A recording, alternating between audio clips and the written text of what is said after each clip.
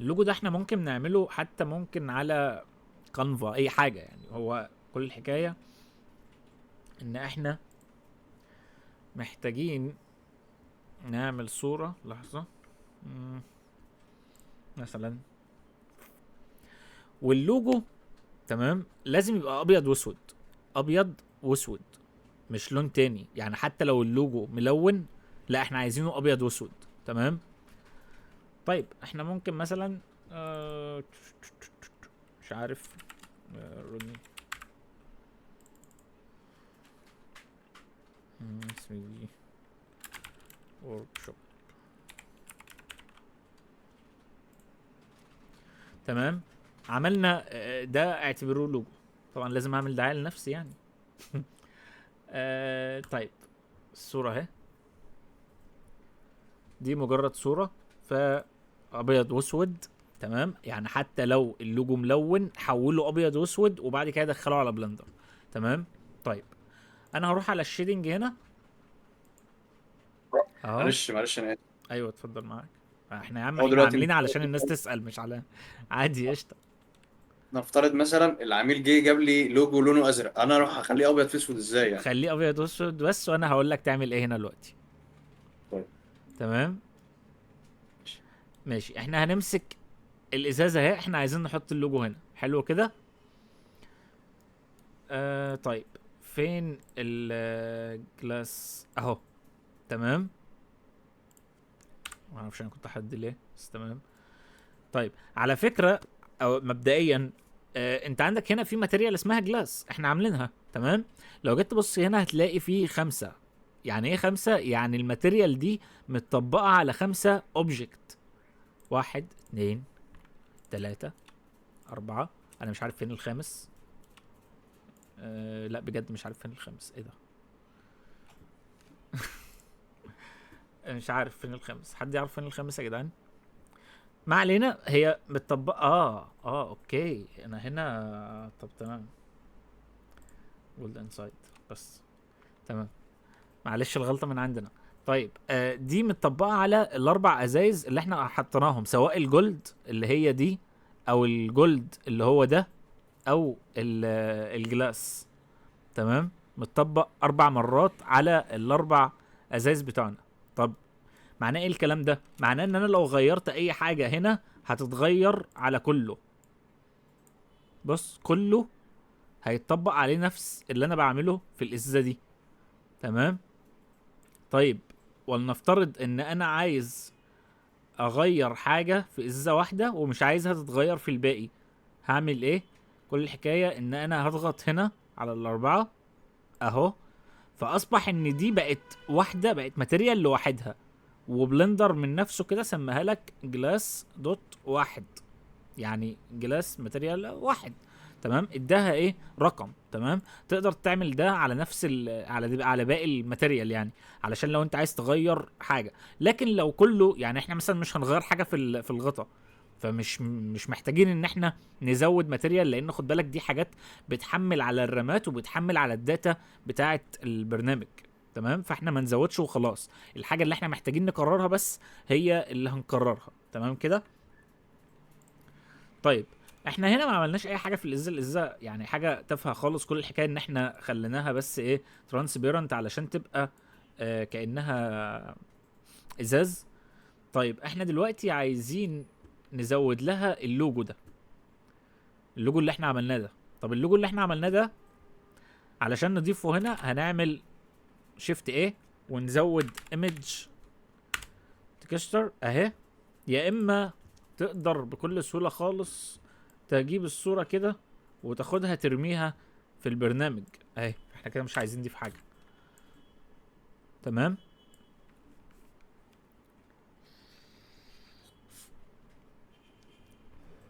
طيب احنا عايزين اللوجو يبقى على الازازه هنا. طبعا كده ما ينفعش كده غلط. تمام. هو كده مفيش حاجه اصلا اتغيرت. تمام. طيب علشان نضيف اللوجو هنا ونحافظ على الازاز يعني احنا دلوقتي عندنا ماتيريال ازاز وعايزين نضيف عليها لوجو خارجي. ماشي. هنيجي لفكره اللون دلوقتي. طيب نعمل ده ازاي؟ بص، ده البرنسبل بي اس دي اف بتاع الازاز هنسيبه زي ما هو، حلو كده. وهنضيف برنسبل بي اس دي اف جديد اهو، تمام. ده اللي هيبقى لون اللوجو، تمام. طيب، بس احنا برضو مش هنحط الكلر في الكلر هنا. احنا هنعمل ايه؟ هنضيف برضو نود اسمها ميكس. بس ميكس ايه بقى؟ ميكس شيدر. يعني ايه شيدر؟ هو في نود اسمها ميكس كلر اهي. والميكس كلر دي في حاله ان انا لو عايز، كنت تقريبا قلتها اتكلمت عنها المره اللي فاتت، ان انا لو عايز اعمل كومباين او عايز يعني ادخل لونين في بعض، تمام. واشتغل بلونين يعني على الاوبجكت اللي عندي. طيب ده بالنسبه للميكس كلر، بس الميكس كلر ده بيتضاف فين؟ في الكلر هنا. لكن ده اسمه شيدر، وده شيدر. حد عايز يقول حاجه؟ صح. هو الميكس كلر ده يعني لو عندي مثلا احمر وازرق اخليهم اسود، ولا بشتغل حتت وحتت؟ يعني ايه ده يعني ميكس تضرب كلر؟ اللونين في بعض، ولا تبقى جزء وجزء في نفس الماتيريال؟ ده يعني، اه، بعمل بيه ايه بالظبط؟ بص ده بتعمل ايه بالظبط، هقول لك. بص يا سيدي، انت ممكن مثلا، تعالى بس ايه نقلل البتاع ده خالص علشان نشوف مع بعض كده. لو انت دمجت لون احمر مثلا مع ازرق، هيديك اللون ده، تمام. اه طب وفي هنا حاجه اسمها فاكتور. الفاكتور ده لو انت جبته على الواحد كده، فهيشغل لك اللون ده بس. لو انت جبته، قصدي سوري، على الزيرو يعني هيشغل لك الاول بس. على الواحد هيشغل لك البي بس. فاهم. اه تمام. طيب، لو انت تمام. مش عايز كده خالص وعايز تعمل فاكتور هنا، تشغل يعني تاخد حاجه وتربطها بالفاكتور هنا. فالمفروض هي طبعا مش ظاهره دلوقتي علشان احنا ما عملناش يو في، ما هو احنا المفروض ندخل على مرحله اليو في دلوقتي. المفروض انك انت ممكن تحط صوره هنا، وليكن بلاش الصوره دي. تقدر انك انت مثلا تجيب نويز تكتشر، تمام. وتاخد الفاكتور ده تحطها هنا. فهتيجي تبص تلاقيه ايه بيديك، عارف انت يعني، حتت ملونه باللون ده وحتت ملونه باللون ده. لو انت زودت السكيل شويه كده، هتلاقي الوضع ده بيزيد اهو. لو انت زودت الديتيلز دي، بس خد بالك ما تزودش ديتيلز قوي، هتلاقي ايه، ان عارف انت الافكت ده. ايوه فاهم، اللي هو بيبقى كانه لونين زي الحمار المخطط والفهد اه والحاجات يعني دي. مثلا حاجه زي كده. وتقدر زياده. كمان تضيف كولر رامب. كولر رامب اهو هنا. الكولر رامب ده فايدته ايه؟ انك انت تقدر تزود الاسود من هنا وتقدر تزود الابيض من هنا، فالالوان تبان معاك قوي. ليه الكلام ده؟ لان انا، خلينا مثلا نشوف ايه اللي بيحصل هنا. ده النويز تكستشر لوحده اهو، تمام. انا لما بقلل السكيل، او اول ما انا حطيته يعني كان السكيل تقريبا حاجه زي كده، تمام. بقدر ان انا ازوده زي ما احنا قلنا كده، تمام. بقدر ان انا ازود الديتيلز بس ما تزودهاش قوي، ماشي. تمام. آه بقدر ان انا مثلا العب في الديستورشن كده شويه، يعني براحتي اهو، بيديني افكتات كتير، تمام. ولكن الابيض لازم يبقى ابيض واسود بالظبط. احنا كنا اتكلمنا عن حته صفر وواحد، وان دي آلة وبتفهم لغة الآلة صفر وواحد، والصفر والواحد في بلندر يعني ابيض واسود، تمام. تمام. اعذرني بس بشرب نسكافيه. المهم، فالكالر رامب ده بيعمل ايه؟ ممكن لو انت عملت كده دلوقتي هتبص هتلاقي الفرق. هيزود لك الاسود ويزود لك الابيض. وكل ما تقرب دول من بعض، على حسب انت عايز تزود ايه اكتر، تمام. هتلاقي ايه الافكت بيزيد معاك غير لما كان الاول. يعني كان الاول كده، دلوقتي بقى كده، تمام. اه تقدر كمان انك انت تبدلهم، بص اهو، يعني هو كده. تقدر تبدل لو انت بس جبت المتحكم اللي هنا ده، الكنترولر ده، جبته الناحيه التانية، فهتبدل الابيض بدل الاسود، فاهم. تمام. بس انا اكتر فهيديك مشكله الافكت ده. اكتر مشكله بتواجهني في الماتيريال، شايف كل النودز اللي انت جبتها دي، مم. ما الموضوع ما فيهوش حاجه، هلعب في السكيلز وبالمنطق اسم كل واحد، يعني الموضوع سهل. مم. بس ما بعرفش اوصل مين فين انهي نقطه بقى في كل النقط دي، مين في اللي فاك ومين في الفوليوم مين في السيكنس، بتوه بقى. طيب بصوا، هي حاجة يعني هتختصر عليكم المشوار شوية، او يعني هتقلل موضوع اللخبطة ده شوية. حد اول عايز يسأل عن حاجة او حد بعت حاجة، انا بتأكد بس لحسن ساعات الناس بتبعت رسائل هنا ومش بشوفها يعني. طيب المهم، تقلل لكم بقول اللخبطة دي شوية. هي ايه؟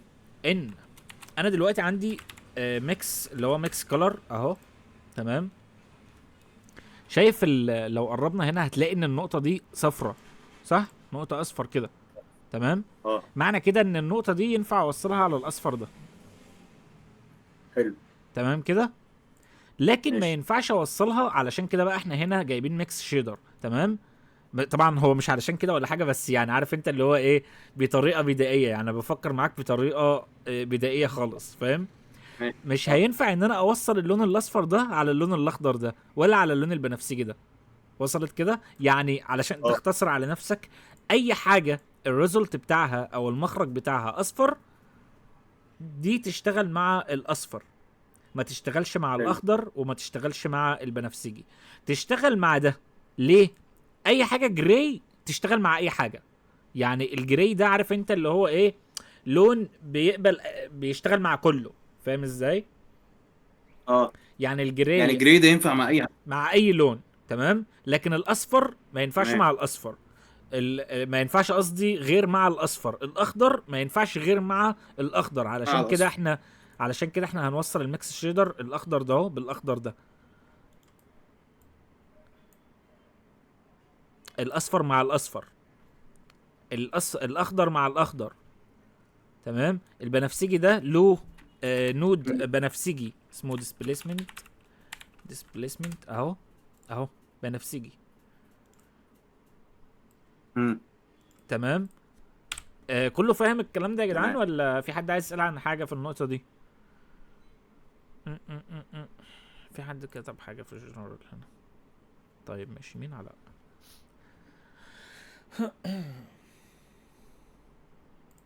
حد عايز يسأل حاجة؟ نكمل. توكل على الله. طيب احنا دلوقتي اتفقنا ان احنا عايزين نحط اللوجو على الازازة دي. تمام.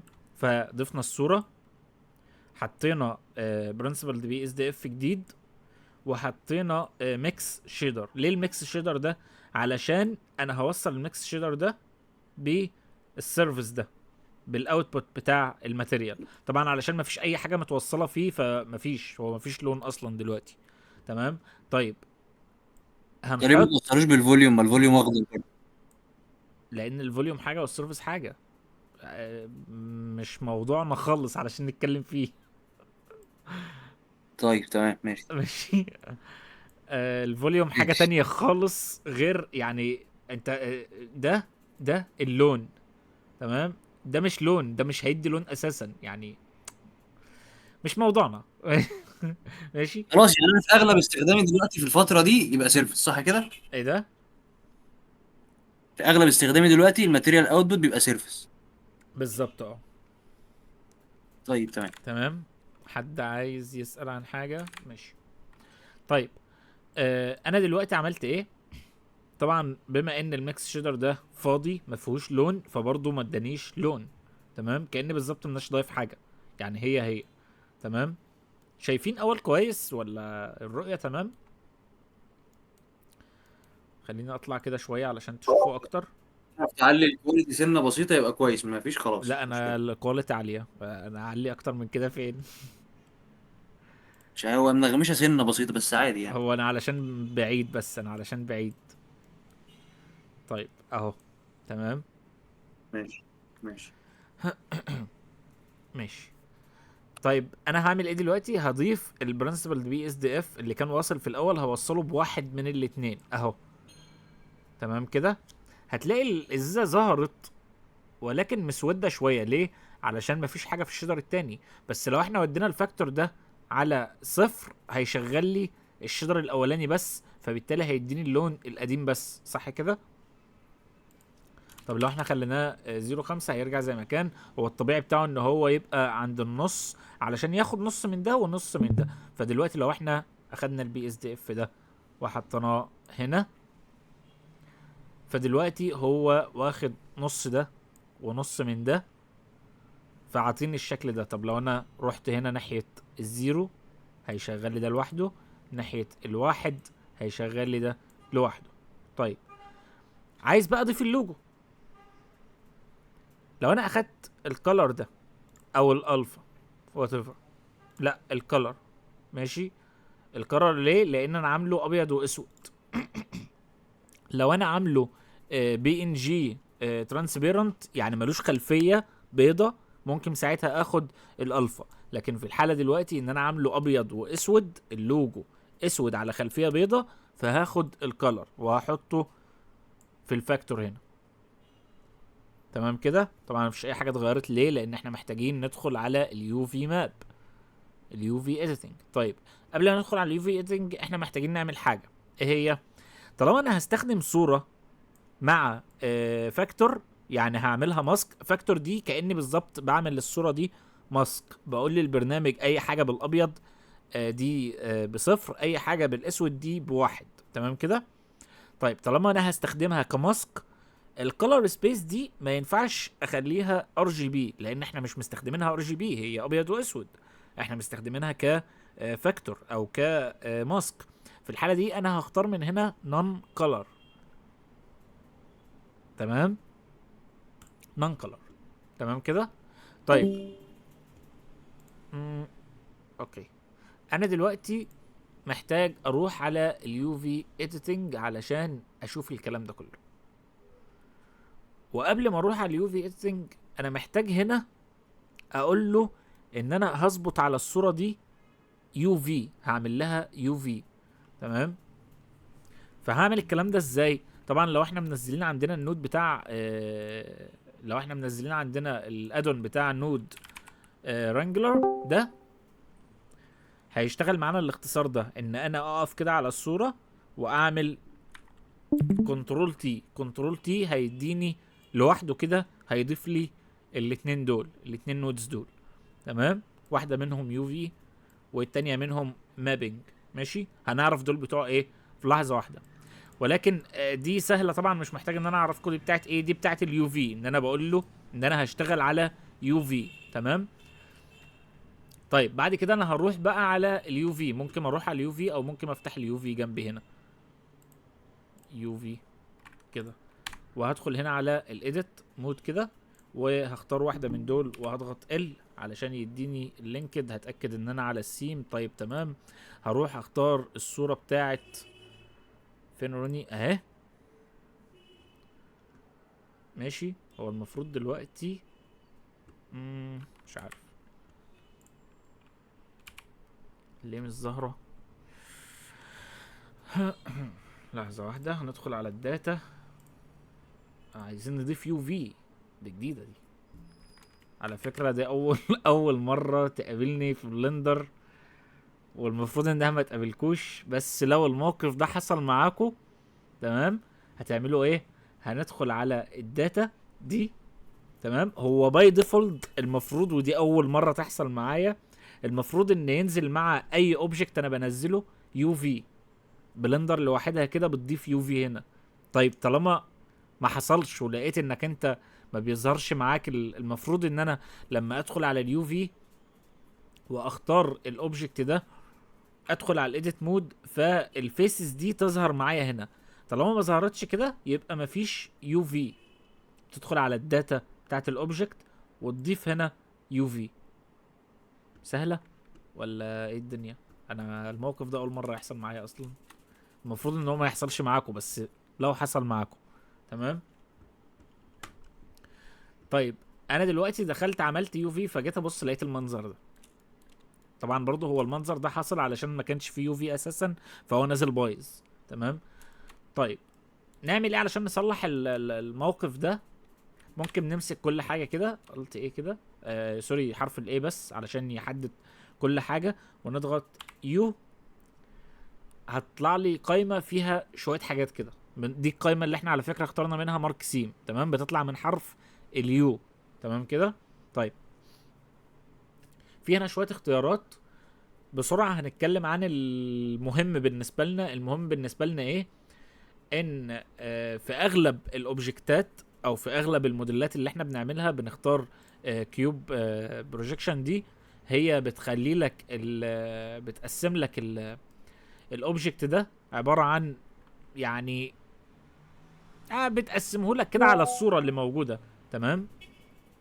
بس في الحاله بتاعتنا دي احنا عاملين له سيم، فاحنا عايزين القطعه بتاعتنا. ما هو السيم ده معناه ايه؟ معناه ان احنا مقطعين الاوبجكت ده، تمام. وبالمناسبه بما اننا قطعنا الاوبجكت من فوق، من فوق كده ومن تحت كده، فاحنا لازم نقطع كمان من النص. ليه هنقطع من النص؟ رامي، هو كده التوبولوجي بتاعها مظبوط؟ التوبولوجي مظبوط، ثانية واحدة. انا بس مش عاجبني المنظر اللي انا حطيته هنا ده. خلينا ندخل على اليو في كده، بس كده احسن، عشان انا مبحبش الزحمة دي. معلش يا جماعة، هو موضوع اليو في ده على فكرة موضوع معقد شوية ويخنق. انا كل ده بفكر ازاي ان انا اوصله لكم بطريقة سهلة كده وبسيطة، تمام. اليو في ده انا كان المفروض احضر للمحاضرة بتاعت النهاردة. عارفين العلبة الكرتون؟ خلينا مثلا نروح هنا ونكتب كيف يتم طباعة علبة البسكويت مثلا. طيب انا مش عايز ده، انا عايز الصورة. حلو قوي، تمام. عارفين العلب بتاعت البسكوت او بتاعت البيتزا او اي حاجة، تمام؟ ما هو ده يعتبر اوبجكت 3 دي، صح؟ وبيبقى متلون بالشكل ده كده، تمام. طيب ده بيتم ازاي؟ اهو حاجة زي دي اهو. ده المفروض علبة، تمام، معمولة. هي دي على فكرة بالظبط نفس فكرة ال 3 دي ونفس فكرة اليو في، تمام. ان انا ببقى عامل الموديل هنا كده، وبروح على اليو في افرده على ورقة علشان احط عليه الطبعة بتاعتي او الالوان بتاعتي. واصلكوا يا جماعة النقطة دي ولا محتاج اشرحها بطريقة تانية؟ طب اللي وصلوا اللي انا بقوله ده يقول، يضحك عليا ويقول انا فهمت. لا تمام، هي مفهومه ايه انت اساسا. انت ايه؟ هي ما فيهاش حاجه، انت بتقول لنا ان هي دي نفس فكره اليو في بالظبط، مفيش حاجه فيها. ايوه، هو الفكره ان ده علبه، فالعلبه دي هي نفس ال 3 دي اوبجكت اللي عندي على بلندر، تمام. بروح انا داخل على اليو في علشان اقطعها قدامي كاني هطبعها. بس انا عارف شغل المطبعه، المفروض ان هي بتعمل كده علشان تطبع. احنا عندنا بقى بنعمل العكس، يعني بنعمل القطع اول وبعد كده بنحطها على 3 دي اوبجكت، بنطبع. تمام. تمام. طيب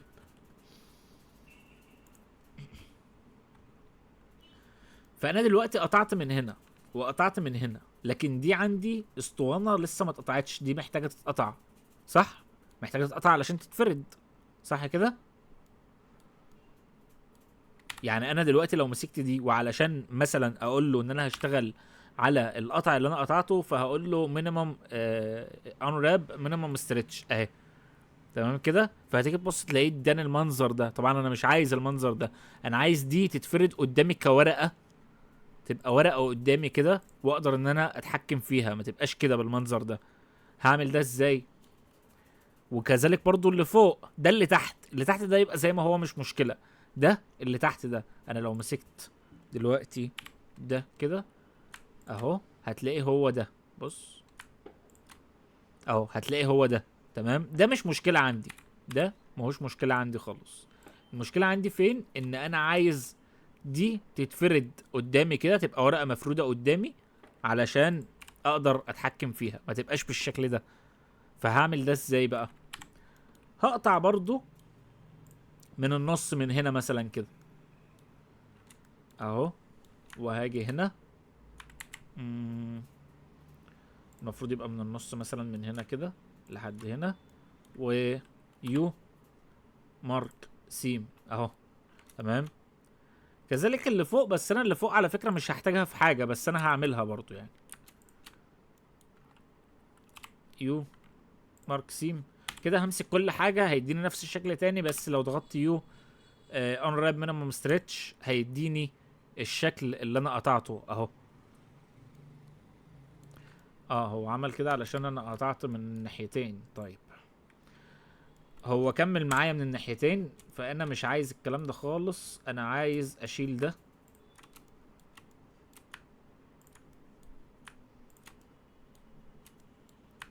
انا بضغط كنترول شيفت علشان يكمل معايا كده، كنترول شيفت، وهضغط يو وهعمل كلير سيم. هشيل السيم اللي هو عمله لي هنا. انا بس علشان المره اللي يعني علشان وانا بقطع عملت الت وضغطت، فهو جاب لي البتاع كله، فانا مش عايز كله، انا عايز نص بس من هنا علشان اقطع ويبقى ده مفروض قدامي ورقه واحده. دلوقتي انا لو مسكت كل حاجه هنا، عملت يو مينيمم ستريتش كده، هو اخد لي الجزء اللي تحت لوحده اهو. على فكره نفس ال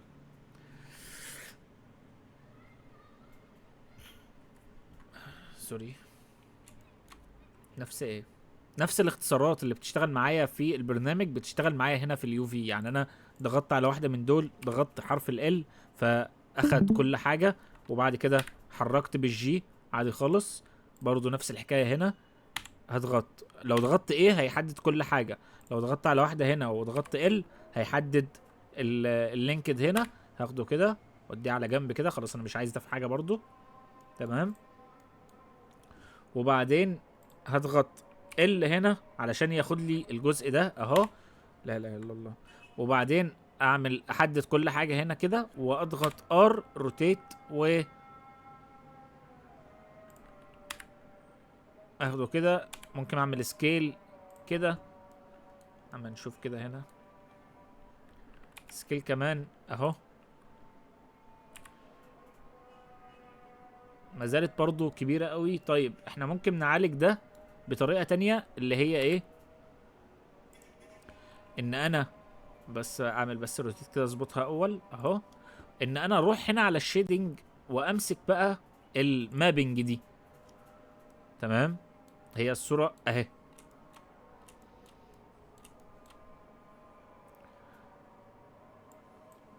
المابنج دي، شايفين السكيل ده؟ هو دلوقتي واحد، انا ممكن امسك التلاتة دول واقول له مثلا سكيل 3. صغرت شوية، ممكن صغرت او زيادة عن اللزوم، ممكن اخليها 2. دلوقتي هنعالج فكرة ان هو متكرر ده، احنا مش عايزينه يبقى متكرر كده. طيب مش عايزينه يبقى متكرر، نعمل ايه؟ كل الحكاية ان احنا شايفينه ريبيت دي هنخليها اكستند او كليب بس كده. تمام، طيب هو دلوقتي عاكس الموضوع، هو دلوقتي عاكسها. يعني ايه عاكسها؟ خلينا اول نروح هنا، نخلي دي كده كده، ماشي كده. تمام، طيب هو دلوقتي عاكس الموضوع معايا. يعني ايه؟ يعني مشغل الابيض، والاسود ده مشغله هو الماتيريال القديمه. احنا عايزين العكس. قدامنا حل من الاتنين. هو طبعا بالنسبه لهنا المفروض هو حل واحد بس، ان انا هبدل ده بده، وهاخد دوت دي هنا. تمام، المفروض ان انا اخلي دي اكستند علشان تعمل يعني ما تبقاش ماشيه اخده باقي الماتيريال كده. لكن في حل تاني، ان انا لو دي فضلت هنا ودي فضلت هنا، وانا عايز اعكس، هعمل ايه؟ هزود هنا نود اسمه انفرت كولر، وهحطه هنا كده، هتلاقيه عكس الليله معايا. برضو هخلي دي اكستند، هتلاقيه عكسها معايا. تمام، بس احنا مش محتاجين ان احنا نزود نود، لان الحل اسهل من كده بكتير، ان احنا نجيب دي هنا ونجيب دي هنا بس. صح؟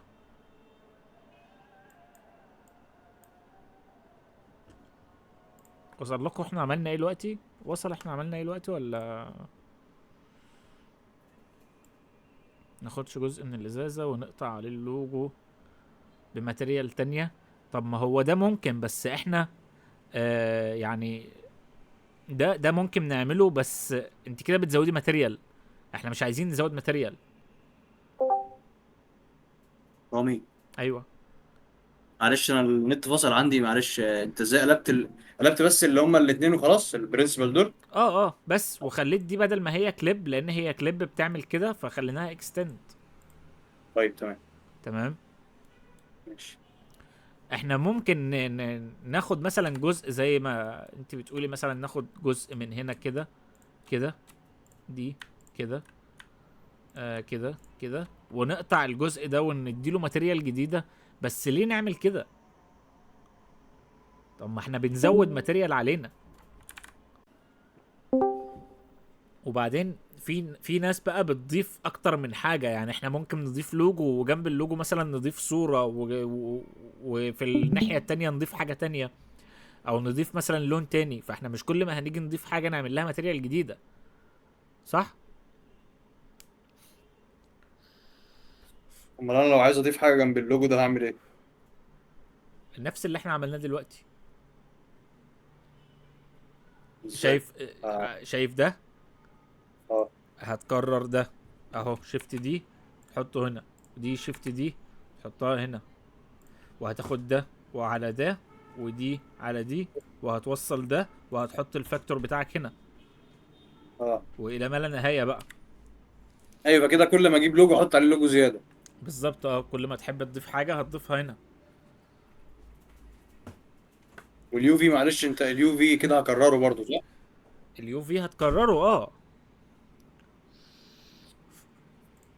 انا بس لخبطتي كلها في حته اليو في دي، اللي انا بربطها بالشيدر اديتور، هي دي الرابطه دي اللي ملخبطاني. خلي ده. هو انت كنت قلت لي انت معايا ولا كنت معايا في الكورس اللي هيبدأ، ولا انا مش فاكر؟ بس معلش، فانا عشان كده بسألك. لا انا كنت قلت لك انا اخدت اللي هو بتاع التاني اللي تمام قبل. افتكرت خلاص ماشي. كنت اقول لك يعني في الكورس هيبقى في قسم مخصص لليو في يعني.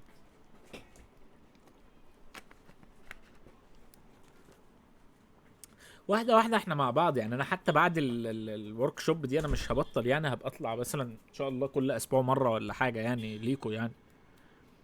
ف عادي، ما واحده واحده.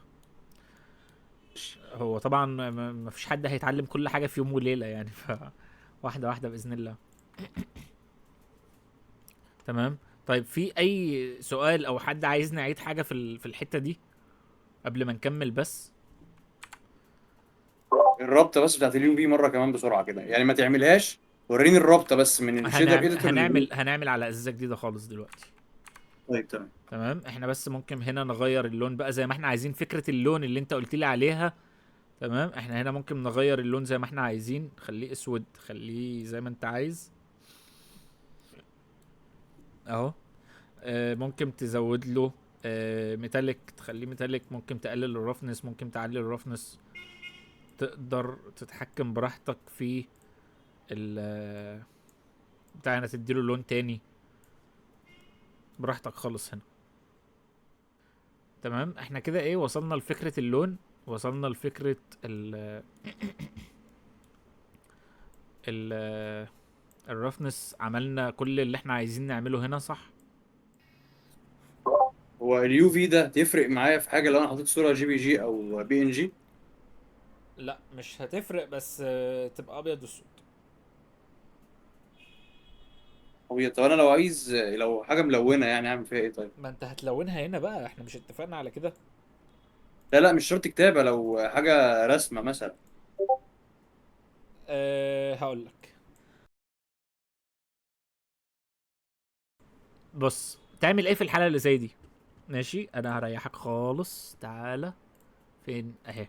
ماشي احنا عندنا الار بلون، والاو بلون، ماشي، والتانية ماشي زي ما هي، ودي كده، ودي كده. يلا تمام كده.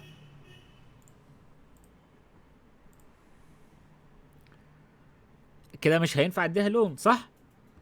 اكيد طبعا. طيب انا دلوقتي عايز اطبق اللون ده هنا. ماشي هعمل ايه؟ ايمج تكستشر اهو، هاخد الصورة الملونة، بس انا حطيت صورة، خد بالك انا عملت برضو الصورة ابيض واسود اهي. اه تمام عملت بها ايه ال عملت بيها الماسك بتاعي. تمام ابيض واسود. ماشي. وبعدين اخدت الصورة اللي بالالوان اهي، وهحط الكلر في الكلر هنا. لحظة واحدة، إيه اللي حصل ده؟ آه اوكي. سوري. هات الفيكتور ده، حطه في الفيكتور ده. فاهم اللي حصل ده حصل ليه؟ بصراحه لا. طيب بص دي الصورة الملونة صح كده؟ ماشي هنحط الكلر بتاعها في الكلر ده علشان تدينا اللون. تمام. بس زي ما انت شايف ماشي. كده هي ما ادتناش حاجة خالص. ليه؟ علشان الصورة دي ملهاش يو في. اه فاحنا عايزين نفس اليو في اللي احنا عملناه للصورة الأولانية اللوجو ده نعمله لده. طبعا بدل ما نروح نعمله من جديد، ما احنا هناخد ده ونضيفه هنا زي ما هو متضاف هنا. اه صح بس صح. طب ما انا كده كاني لغيت اللي فوق بقى. ما لغيتش اللي فوق. انا لغيت اللي فوق ازاي؟ اللي فوق مهم. تعال كده نلغي اللي فوق. اه صح، ما ينفعش. تمام. ماشي. اللي فوق ضرورية، اللي تحت علشان فيها الوان كتير بقت ضرورية. الماب عملته مرتين، مرة للماسك ومرة للالوان، واشتغلت بقى كملت شغلي عادي. مفهومة دي يا شباب ولا ايه؟ وانا اليو في انا حاطه في انهي نوت كده دلوقتي؟ اليو في متسجل فين؟ ايه اليو في متسجل فين؟ اليو في بقى اللي احنا حطينا الماسك بتاعه متسجل في انهي نوت فيهم؟ ما هو اليو في اهو. ما هو ده اليو في ده. بص لو احنا قربنا كده مكتوب ايه هنا؟ ايوه صح كده، ايوه صح يو صح في. تمام. فاحنا اخدين اليو في حاطينه في الفاكتور، وبعد كده الفاكتور ده الفيكتور ده سوري، الفيكتور ده اخدينه رابطينه بالفيكتور بتاع الصورة الأولى وبتاع الصورة التانية. بس ايوه يعني انا كده لو لغيت اللي هو بتاع الكوردينيت ده كده انا عمري ما اشوف اليو في اللي انا عملته. اهو كده مفيش يو في. مفيش يو في. انت تمام بتضيف اليو ماشي. في. اليو في بتضيفه في ايه؟ في الماب بتاعت اليو في. طب الماب دي لها سكيل، فاحنا خلينا السكيل 2. السكيل ده كل ما بتزوده هنا كل ما بيصغر الصورة. يعني سكيل 1 بيكبر الصورة بيخليها بحجمها الطبيعي، سكيل 2 بيقلل حجم الصورة، سكيل 3 تمام بيقلل اكتر، ماشي. وهكذا. تمام.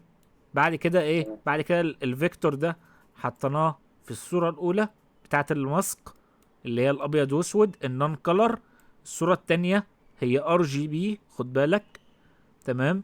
عايزين نشيل برضو الريبيت ده. كده كده على فكرة الريبيت هنا ما فرقش معانا. ليه؟ لان الماسك احنا عاملينه مرة واحدة ما يتكررش، فبالتالي سوري، احنا عاملين الماسك مرة واحدة ما يتكررش، فبالتالي اللون ما فرقش معانا هو ريبيت او لا. مش هيفرق. ليه؟ لان هو كده كده مش هيتكرر لان ملوش ماسك.